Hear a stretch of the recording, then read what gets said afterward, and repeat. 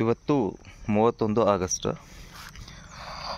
So ನೆನ್ನೆ ಬಂದುಬಿಟ್ಟು ಎಲ್ಲ ಸ್ಪ್ರೇ ಮಾಡಿ ಹೋಗಿದ್ದೀನಿ. ನೆನ್ನೆ ತುಂಬ ಜನ ಕಮೆಂಟ್ ಬಾಕ್ಸಲ್ಲಿ ಕ್ವಶನ್ಸ್ನ ಕೇಳಿದ್ರಿ, ಯಾವ ಒಂದು ಔಷಧಿನ ಹೊಡಿಬೇಕು ಅಂತಂದು. ಸೊ ಫಸ್ಟು ನೇಟಿವ್ ಓನ ಸ್ಪ್ರೇ ಮಾಡಿ, ಅದಕ್ಕೆ ಯಾವಾಗ ಅದು ಬಗ್ಲಿಲ್ಲ ಅದಾದಮೇಲೆ BASFದು ಮೆರಿವೋನ್ ಯೂಸ್ ಮಾಡಿ. ಯಾಕೆಂದರೆ ಫಸ್ಟಿಗೆ ನೀವು ಮೆರಿವೋನ್ ಯೂಸ್ ಮಾಡಿದರೆ ಅದನ್ನು ಜಾಸ್ತಿ ಯೂಸ್ ಮಾಡೋದು ಒಳ್ಳೆಯದಲ್ಲ. ಸೊ ಹಾಗಾಗಿ ಆದಷ್ಟು ಮೊದಲು ನೇಟಿವ್ ಓನ ಯೂಸ್ ಮಾಡಿ ಒಂದು ಡೋಸು, ಅದರಲ್ಲಿ ಕಂಟ್ರೋಲ್ ನೋಡ್ಕೊಳ್ಳಿ. ಅದರಲ್ಲಿ ಆಗಲಿಲ್ಲ ಅಂದರೆ ಅದಾದಮೇಲೆ ಮೆರಿವೋನ್ಗೆ ಶಿಫ್ಟ್ ಆಗುವಂತ್ರೆ. ಆ್ಯಂಡ್ ಈ ಟೈಮಲ್ಲಿ ಮೈಕ್ರೋನ್ಯೂಟ್ರಿಯೆಂಟ್ಸ್ನ ಕೊಡ್ಬೋದಾ, ಟಾನಿಕ್ಗಳನ್ನು ಹಾಕ್ಬೋದಾ ಅಂತೆಲ್ಲ ಕೇಳ್ತಿದ್ದೀರಾ. ಸೊ ಮಳೆ ಇರೋದ್ರಿಂದ ಸಾಫ್ಟ್ ಆದರೆ ಎಲೆಗಳಾಗಲಿ ರೆಸಮ್ಸ್ ಆಗಲಿ ಫಂಗಸ್ಗಳಿಗೆ ಆದಷ್ಟು ಬೇಗ ನಾವು ಆಹ್ವಾನ ಕೊಟ್ಟ ಹಾಗಾಗುತ್ತೆ. ಸೊ ಹಾಗಾಗಿ ಮಳೆ ಸ್ವಲ್ಪ ಕಡಿಮೆ ಇದ್ದರೆ ನಮಗೆ ಒಳ್ಳೆಯದು, ಇಲ್ಲ ಅಂದರೆ ಅದು ಆದಷ್ಟು ಬೇಗ ಉಲ್ಬಣ ಆಗುತ್ತೆ. ಸೊ ಇದೆಲ್ಲ ವೆದರ್ ಮೇಲೇ ಡಿಪೆಂಡ್ ಆಗಿರುತ್ತೆ, ನಮ್ಮ ಕೈಲಿ ಏನೂ ಇರೋಲ್ಲ. ಆದಷ್ಟು ಪ್ರಿಕಾಷನರಿ ಮೆಥಡಲ್ಲಿ ನಾವು ಎಷ್ಟು ನೋಡ್ಕೊತೀವಿ ಅದು ಮಾತ್ರ ಮ್ಯಾಟ್ರ್ ಆಗೋದು. ನೋಡಿ ಇಲ್ಲಿ ಇದು ಹೊಸ ಎಲೆ, ಬಟ್ ಹಳೆ ಎಲೆಗೆ ಆಲ್ರೆಡಿ ಈ ಥರ ಸಿಮ್ಟಮ್ಸ್ಗಳು ಕಾಣ್ತಾ ಇದ್ದಾವೆ. ಸೊ ನೆನ್ನೆ ಸ್ಪ್ರೇ ಕೊಟ್ಟಿರೋದ್ರಿಂದ ನೆನ್ನೆ ಹಗಲೆಲ್ಲ ಬಿಸಿಲಿತ್ತು, ನೈಟಿಂದ ಮತ್ತೆ ಮಳೆ ಶುರುವಾಗಿತ್ತು. ಇವಾಗ ಸ್ವಲ್ಪ ಮಳೆ ಕಡಿಮೆ ಇದೆ, ನೋಡ್ತಾ ಇರ್ಬೋದು ಇಲ್ಲಿ ಎಲೆಗಳೆಲ್ಲ.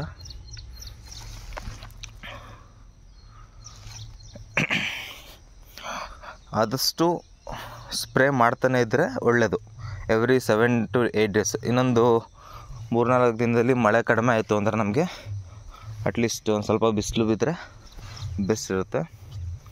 ಇಲ್ಲಿ ನೋಡಿ, ಜಸ್ಟ್ ಹೋದು ನೇಟಿವ್ ಮಾಡಿ ಅದರಿಂದ ಈ ಕಡೆಗೆ ಏನು ಜಾಸ್ತಿ ಇಲ್ಲ, ಒಂದು 8 ದಿವಸದಲ್ಲೇ ಚೇಂಜಸ್ ಆಗಿಬಿಟ್ಟಿದೆ ಅದು ಮತ್ತೆ ಮಳೆ ಜಾಸ್ತಿ ಇರೋದಕ್ಕೆ. ಸೊ ಆದ ಕಾರಣ ನಿನ್ನೆ ಬಂದುಬಿಟ್ಟು ನಾನು ಮೆರಿವೋನ್ ಹಾಕಿದ್ದೀನಿ. ಸೊ ಈ ಎಲೆಗಳೇನಿದ್ದಾವಲ್ಲ ಇವು ಕೆಳಗಿಂದ 4-5 ಎಲೆಗಳು ನಮಗೆ ಬಾಡೋದಕ್ಕಿಂತ ಮುಂಚೆನೇ ನಾವು ಸ್ಪ್ರೇ ಕೊಟ್ಟಷ್ಟು ಒಳ್ಳೆಯದು.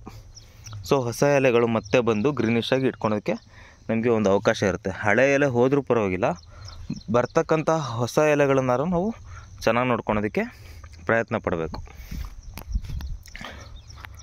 ಇಲ್ಲಿ ನೋಡಿ, ಇವಾಗ ಕೆಳಗಿನ ಎಲೆಗಳೆಲ್ಲ ಆಲ್ರೆಡಿ ಹೋಗಿದೆ, ಅದು ಡ್ಯಾಮೇಜ್ ಆಗಿಬಿಟ್ಟಿದೆ. ಸೊ ಈಗ ನಾವು ಸ್ಪ್ರೇ ಕೊಟ್ಟಿರೋದ್ರಿಂದ ಈಗ ಬರೋ ಎಲೆಗಳೇನಿದಾವಲ್ಲ ಇವು ಸ್ವಲ್ಪ ಚೆನ್ನಾಗಿ ಬಂದರೆ ಸಾಕು. ಆ್ಯಂಡ್ ಇದು ಆಲ್ರೆಡಿ ಗೆಡ್ಡೆ ಆಗಿರುತ್ತೆ, ಮರಿಗಳು ಬರ್ತಾ ಇರುತ್ತೆ, ಹೂಗಳು ಬರ್ತಾ ಇರುತ್ತೆ. ಇನ್ನು ಒಂದು 15 days to 20 days ಹೇಗಾದರೂ ಎಷ್ಟಾಗುತ್ತೆ ಅಷ್ಟು ಕಾಪಾಡಿಕೊಂಡ್ರೆ ಒಳ್ಳೆಯದು.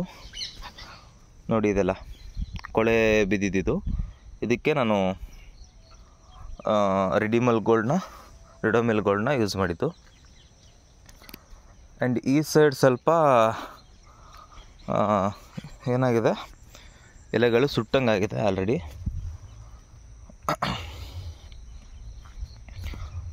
ಇದು ಕೆಳಗಿಂದ ನಿಮಗೆ ಗೊತ್ತಾಗುತ್ತೆ ಸಿಮ್ಟಮ್ಸು, ಮೇಲ್ಗಡೆ ಹೊಸ ಎಲೆಗಳಲ್ಲಿ ಕಾಣೋದಿಲ್ಲ. ಕೆಳಗಡೆ ಎಲೆಗಳು ಯಾವಾಗ ನಿಮಗೆ ಸ್ವಲ್ಪ ಚೇಂಜಸ್ ಆಯಿತು ಇಮ್ಮಿಡಿಯೇಟಾಗಿ ಸ್ಪ್ರೇ ಕೊಡಿ, ಆವಾಗ ಮೇಲ್ಗಡೆ ಎಲೆಗಳು ಚೆನ್ನಾಗೇ ಇಟ್ಕೋಬೋದು ನಾವು. ಎಲೆಗಳು ಎಲ್ಲಿವರೆಗೂ ಚೆನ್ನಾಗಿರುತ್ತೆ ಅಲ್ಲಿವರೆಗೂ ಗಿಡ ಚೆನ್ನಾಗಿರುತ್ತೆ ಅಂತ ಅರ್ಥ ಅಷ್ಟೇ. ನೋಡಿ ಎಷ್ಟು ಸ್ಪ್ರೇಗಳನ್ನು ಮಾಡಿದರೂ ಕೂಡ ಇದು ಎಷ್ಟು ಬೇಗ ಹರಡ್ತಾ ಇದೆ ಅಂತ ಅಂದರೆ, ನೀವು ಒಂದು ದಿವಸ ಲೇಟ್ ಮಾಡಿದರೂ ಕೂಡ ತುಂಬ ಕಷ್ಟ ಆಗ್ಬಿಡುತ್ತೆ. ನನಗೆ ಈ ಎಲೆಗಳೇನಿದಾವಲ್ಲ ಇವು 4 ಎಲೆಗಳು ಇವಾಗ ಚೆನ್ನಾಗಿದ್ದರೆ ಅಟ್ಲೀಸ್ಟ್ ಬರ್ತಕ್ಕಂಥ ನೆಕ್ಸ್ಟ್ ಎಲೆಗಳಿಂದ ನಾನು ಉಳಿಸ್ಕೊತ ಹೋಗ್ಬೋದು.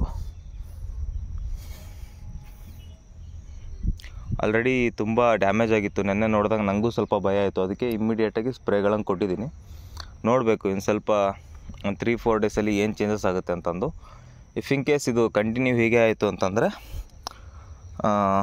ಏನೂ ಮಾಡೋದಕ್ಕೆ ಆಗೋದಿಲ್ಲ, ಯಾಕೆಂದರೆ ಮಳೆ ಮೇಲೇ ಡಿಪೆಂಡ್ ಎಲ್ಲದು ಕೂಡ.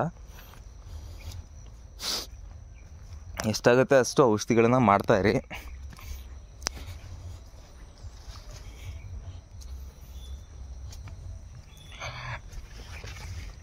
ಬಟ್ ಮೆರಿವೋನ್ ತುಂಬ ಚೆನ್ನಾಗಿದೆ ಪ್ರಾಡಕ್ಟು. ಅದ್ರ ಮೇಲೆ ಹೋಪ್ ಮಾಡಿದ್ದೀನಿ ಈ ಸಲ. ಮೈಕ್ರೋನ್ಯೂಟ್ರಿಯೆಂಟ್ಸು ಮತ್ತು ಇದನ್ನು ಕೊಡಬೇಕೋ ಬೇಡವೋ ಅಂತ ಕೆಲವ್ರು ಕೇಳಿದ್ರ. ಇದರಲ್ಲಿ ಏನಾಗುತ್ತೆ ಅಂತಂದರೆ ಟೈಮ್ಸ್ ಇದು ನಮಗೆ ಒಳ್ಳೆಯದು ಕೂಡ ಆಗ್ಬೋದು, ಕೆಟ್ಟದ್ದು ಕೂಡ ಆಗ್ಬೋದು. ಹೇಗೆ ಅಂತಂದರೆ ಇಫ್ ಇನ್ ಕೇಸ್ ಔಷಧಿ ನಮಗೆ ಚೆನ್ನಾಗಿ ವರ್ಕ್ ಆಯಿತು ಅಂತಂದರೆ ನಾವು ಕೊಟ್ಟಿರ್ತಕ್ಕಂತಹ ಮೈಕ್ರೋನ್ಯೂಟ್ರಿಯೆಂಟ್ಸು ಮತ್ತು ಅದರ ಜೊತೆಗೆ ನೈಟ್ರೋಜನ್ನು ಮತ್ತು ಪೊಟ್ಯಾಷಿಯಮ್ ನೈಟ್ರೇಟ್ ಕೊಟ್ಟಿರ್ತೀನಲ್ಲ, ಇದು ನಮಗೆ ಇಳುವರಿ ಹಾಗೆ ಬೆಳವಣಿಗೆ ಎರಡನ್ನೂ ಚೆನ್ನಾಗಿ ಮಾಡಿಕೊಡುತ್ತೆ. ಇಫ್ ಇನ್ ಕೇಸ್ ಅದೇ ನಮಗೆ ಔಷಧಿ ವರ್ಕ್ ಆಗಲಿಲ್ಲ, ಇದಷ್ಟೇ ಚೆನ್ನಾಗಿ ವರ್ಕ್ ಆಗ್ತಾಯಿದೆ ಅಂತಂದರೆ ಏನಾಗ್ಬಿಡುತ್ತೆ, ಗಿಡಗಳೆಲ್ಲ ತುಂಬ ಸಾಫ್ಟ್ ಆಗೋದ್ರಿಂದ ರೋಗಗಳಿಗೆ, ಫಂಗಸ್ಗಳಿಗೆ ನಾವು ತುಂಬ ಈಸಿಯಾಗಿ ಹೆಲ್ಪ್ ಮಾಡ್ದಂಗಾಗುತ್ತೆ, ನಾವೇ ಫೀಡ್ ಮಾಡ್ದಂಗಾಗುತ್ತೆ. ಸೊ ಇದೆಲ್ಲ ಡಿಪೆಂಡ್ಸ್ ನಮ್ಮ ಒಂದು ಧೈರ್ಯ ಮತ್ತು ಆ ಟೈಮಲ್ಲಿ ಲಕ್, ಇವೆರಡೂ ಕೂಡ ಮ್ಯಾಟ್ರ್ ಆಗುತ್ತೆ. ಇದು ಶುಂಠಿ ಎಲ್ಲರೂ ಹೇಳೋ ಪ್ರಕಾರ ಇದೆಲ್ಲ ಲಕ್ ಮೇಲೇ ಡಿಪೆಂಡ್ ಆಗಿರೋದು. ಅಗ್ರಿಕಲ್ಚರ್ ಅಂದ್ರೆ ಒಂಥರ ಗ್ಯಾಮಲ್ಲಿದ್ದಂಗೆ. ಫಸ್ಟ್ ಥಿಂಗ್ ಬಂದ್ಬಿಟ್ಟು ನೇಚರ್ ನಮಗೆ ತುಂಬ ಸಪೋರ್ಟ್ ಮಾಡಬೇಕು. ಎರಡನೇದು ನಾವು ಇನ್ ಟೈಮಲ್ಲಿ ವರ್ಕ್ ಮಾಡಬೇಕು. ಯಾರೋ ಹೇಳಿದ್ರು ಅಂತ ಎಲ್ಲ ಔಷಧಿಗಳನ್ನು ಹೊಡಿತಾ ಹೋದರೆ ನಾವು ದಿವಸಕ್ಕೊಂದು ಔಷಧಿ ಹೊಡಿಬೇಕಾಗತ್ತೆ. ಸೊ ನೋಡಿ, ನಿಮಗೆ ಯಾವುದು ಒಂದು ಬೆಸ್ಟ್ ಅನಿಸುತ್ತೆ ಅದ್ರ ಕಡೆ ಗಮನ ಕೊಡಿ. ಒಂದು ಫಿಕ್ಸೆಡ್ ಪೀರಿಯಡ್ಸ್ಗಳನ್ನು ನೀವು ಕ್ಲೀನಾಗಿ ಕ್ಯಾಲ್ಕುಲೇಟ್ ಮಾಡಿಕೊಂಡು ಯಾವ್ಯಾವ ಟೈಮಲ್ಲಿ ಯಾವುದ್ಯಾವ್ದು ಔಷಧಿ ಹೊಡಿಬೇಕು ಅಂತ ಒಂದು ಚಾರ್ಟ್ ಪ್ರಿಪೇರ್ ಮಾಡಿಕೊಂಡು ಆ ಟೈಮಿಗೆ ತಕ್ಕಂಗೆ ಸ್ಪ್ರೇ ಮಾಡ್ತಾ ಹೋಗಬೇಕು.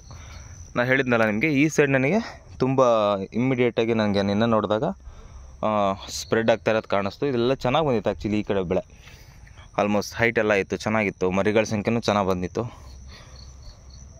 ಸಡನ್ಲಿ ಇಮ್ಮಿಡಿಯೇಟಾಗಿ ಆ ಥರ ಕಾಣಿಸ್ತು. ಸೊ ನೆನ್ನೆ ಬಿಸಿಲು ಕೂಡ ಇದ್ದಿದ್ದರಿಂದ ನಾನು ಇಮ್ಮಿಡಿಯೇಟಾಗಿ ಬಂದು ಸ್ಪ್ರೇ ಮಾಡಿದ್ದೀನಿ.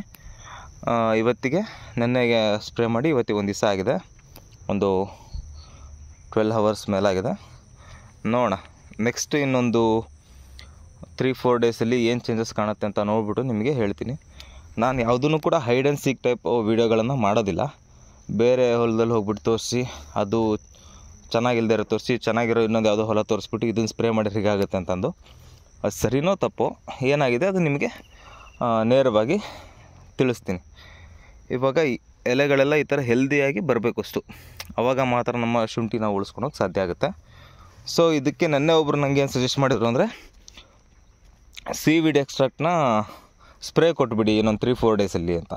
ಸೊ ನಾನೇನು ಹೇಳ್ತೀನಿ ಅಂತಂದರೆ, ಈಗ ಆಲ್ರೆಡಿ ನೈಟ್ರೋಜನ್ನು ಮತ್ತು ಪೊಟ್ಯಾಷು ಹಾಗೆ ಮೈಕ್ರೋನ್ಯೂಟ್ರಿಯೆಂಟ್ಸ್ ಸ್ಪ್ರೇ ಮಾಡಿದ್ದೀನಿ ನನ್ನ ಇದರಲ್ಲಿ ಔಷಧಿ ಜೊತೆಗೆ. ಸೊ ಇದು ನನಗೆ ಸಪೋರ್ಟ್ ಕೊಟ್ಟು ಚೆನ್ನಾಗಾಯಿತು ಅಂದರೆ ಅಟ್ಲೀಸ್ಟ್ ಇನ್ನೊಂದು 15 ಡೇಸ್ ತನಕ ಇದು ಏನೂ ಟ್ರಬಲ್ ಕೊಡ್ತಾ ಇಲ್ಲ ಅಂದರೆ ಆ ಟೈಮಲ್ಲಿ ಬೇಕಾದ್ರೆ ಸೀವೀಡ್ ಎಕ್ಸ್ಟ್ರಾಕ್ಟ್ನ ಖಂಡಿತವಾಗೂ ಸ್ಪ್ರೇ ಮಾಡ್ತೀನಿ. ಅದರಿಂದ ಏನಂದರೆ ಮರಿಗಳ ಸಂಖ್ಯೆ ಜಾಸ್ತಿ ಆಗುತ್ತೆ. ಕೆಲವ್ರು ಹೇಳ್ತಾರೆ ಈ ಟೈಮಲ್ಲಿ ಮರಿಗಳು ಬರ್ತಾವ ಅಂತಂದು.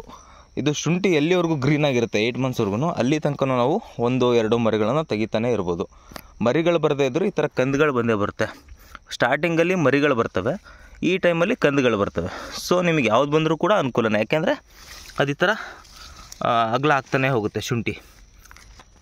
ಒಂದು ಬೀಜ ಇಲ್ಲಿತ್ತಂದರೆ ಅದು ಎಷ್ಟು ದಿವಸ ಹಸಿರಾಗಿರುತ್ತೆ ಅಷ್ಟು ದಿವಸ ಅದು ಸ್ಪ್ರೆಡ್ ಆಗ್ತಾನೇ ಹೋಗುತ್ತೆ. ಅದು ಮರಿನಾರು ಬರಲಿ ಕಂದನಾರು ಬರಲಿ, ಬೆಳವಣಿಗೆ ಇದೆ ಅಂತಲೇ ಅರ್ಥ ನಿಮಗೆ. ಅದು ಇನ್ನೊಂದೇನೆಂದರೆ, ಮರಿಗಳ ಸಂಖ್ಯೆ ಕೆಲವು ಕಡೆ ಕಡಿಮೆ ಬರುತ್ತೆ, ಕೆಲವು ಕಡೆ ಜಾಸ್ತಿ ಬರುತ್ತೆ. ಕಾರಣ ಇಷ್ಟೇ, ಅಲ್ಲಿನ ವೆದರು ಮತ್ತು ಅಲ್ಲಿನ ರೀಸನ್ಗೆ ತಕ್ಕಂಗೆ. ಇಫ್ ಇನ್ ಕೇಸ್ ಪೆರಿಕ್ಯುಲರ್ ಬೇಗ ಅಟ್ಯಾಕ್ ಆಗಿತ್ತು ಅಂತಂದರೆ ನಿಮಗೆ ಆ ಟೈಮಲ್ಲಿ ಏನಾಗುತ್ತೆ ಅಂತಂದರೆ ಮರಿಗಳ ಸಂಖ್ಯೆ ಕಡಿಮೆ ಇರ್ತವೆ. ಸೊ ಇಲ್ಲಿ ನೋಡ್ತಾ ಇರ್ಬೋದು ನೀವು, ಶುಂಠಿ ಕಾಣಿಸ್ತಾ ಇದೆ ಇವಾಗ. ಇದ್ರದ್ದು ಈಗ ಈ ಸ್ಪಾಟಲ್ಲಿ ಒಂದು ಮರಿ ಅಥವಾ ಮಗು ಎರಡರಲ್ಲಿನಾರು ಒಂದು ಬಂದೇ ಬರುತ್ತೆ. ಸೊ ಹಾಗಾಗಿ ನಮ್ಮ ಕೆಲಸನ ನಾವು ಮಾಡ್ತಾ ಇರಬೇಕು.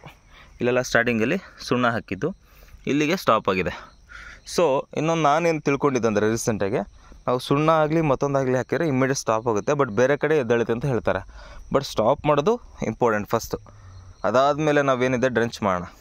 ಅದು ಬಿಟ್ಬಿಟ್ಟು ಇಲ್ಲ ಬರೀ ಡ್ರೆಂಚ್ ಅಷ್ಟೇ ಕೊಡ್ತೀನಿ ಅಂತಂದರೆ ಅದು ಸಾಯೋದಿಲ್ಲ, ಗಿಡ ಕೂಡ ಹಾಗೇ ಇರುತ್ತೆ.